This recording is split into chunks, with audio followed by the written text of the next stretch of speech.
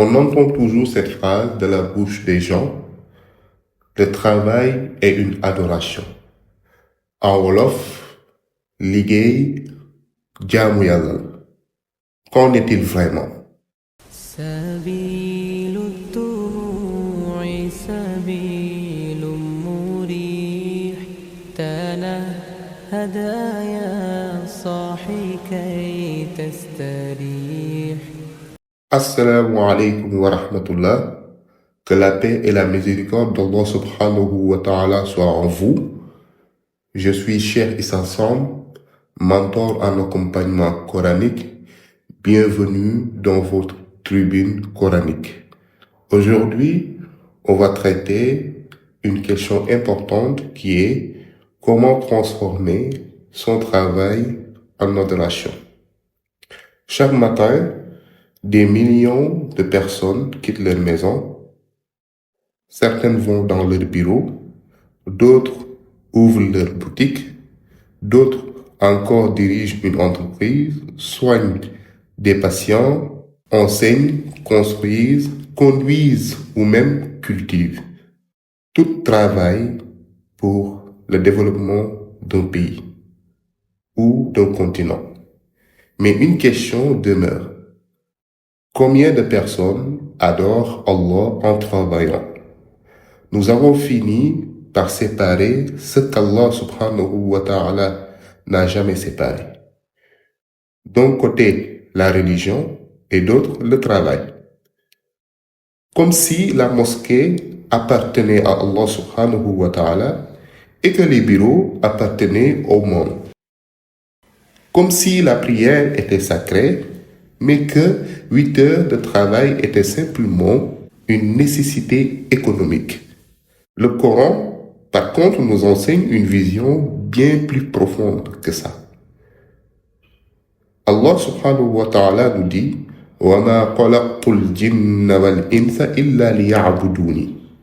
Je n'ai créé les djinns et les hommes que pour qu'ils m'adorent. Sourate Az-Zariyat. Ce verset ne dit pas je les ai créés uniquement pour prier. Il dit pour qu'ils m'adorent. Illa liya'buduni, pour qu'ils m'adorent. Pourquoi? Parce que l'adoration en l'islam est encore plus vaste que les 5 prières. Ça englobe tout.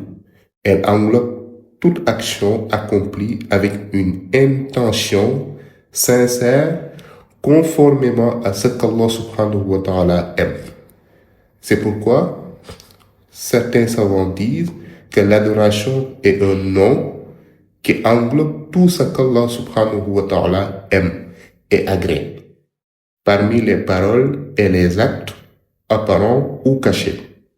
Cette définition bouleverse notre manière de voir nos journées. Si Allah subhanahu wa ta'ala aime la sincérité, si Allah subhanahu wa ta'ala aime l'excellence, si Allah subhanahu wa ta'ala aime l'honnêteté, si Allah subhanahu wa ta'ala aime que l'on respecte ses engagements, alors le travail peut devenir une adoration. Parce qu'en travaillant, ça demande de la sincérité, ça demande de l'excellence, ça demande surtout de l'honnêteté et ça demande de respecter ses contrats, ses engagements. Le secret n'est pas le métier. Le secret est l'intention. Le prophète alayhi salatu wassalam a posé un principe qui change toute une vie. Innamal a'malu binniyat. Les œuvres ne valent que par leurs intentions. 2 hommes peuvent exercer exactement le même métier. L'un travaille uniquement pour accumuler davantage.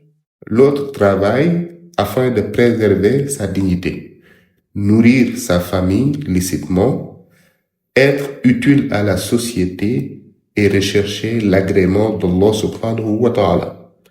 Les gestes sont identiques, mais la valeur auprès d'Allah subhanahu wa ta'ala est complètement différente.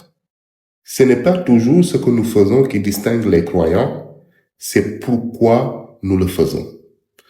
C'est pourquoi l'excellence est une forme d'adoration.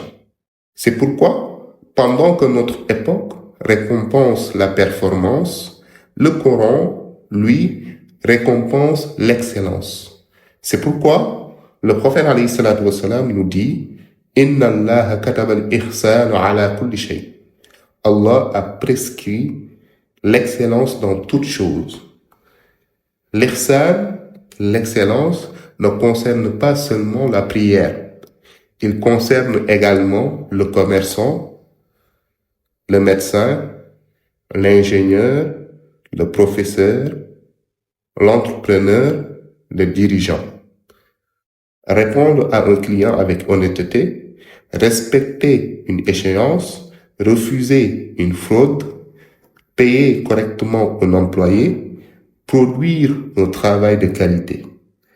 Toutes ces actions deviennent des actes d'adoration lorsqu'elles sont accomplies pour Allah subhanahu wa ta'ala, ou bien pour avoir l'agrément d'Allah subhanahu wa ta'ala.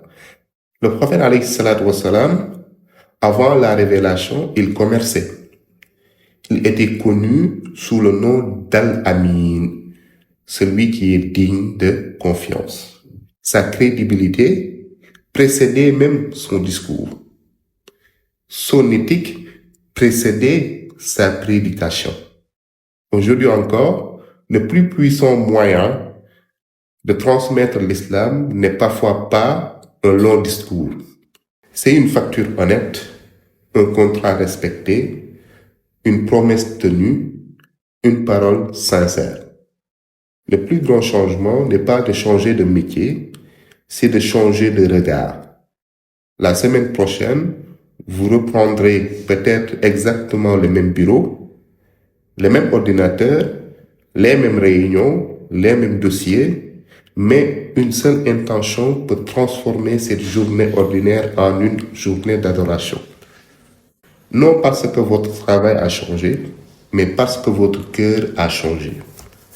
Ce qu'il faut à méditer avant d'ouvrir votre ordinateur la semaine prochaine, prenez 10 secondes. Oh Allah, je travaille aujourd'hui pour te plaire, servir tes créatures avec excellence et rechercher un risque licite. Peut-être que rien ne changera autour de vous, mais tout changera en vous.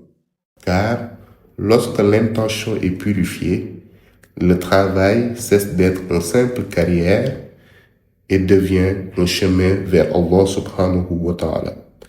La question de la semaine est, si Allah subhanahu wa ta'ala acceptait chacune de vos heures de travail comme un acte d'adoration, travaillerez-vous exactement de la même manière ou pas?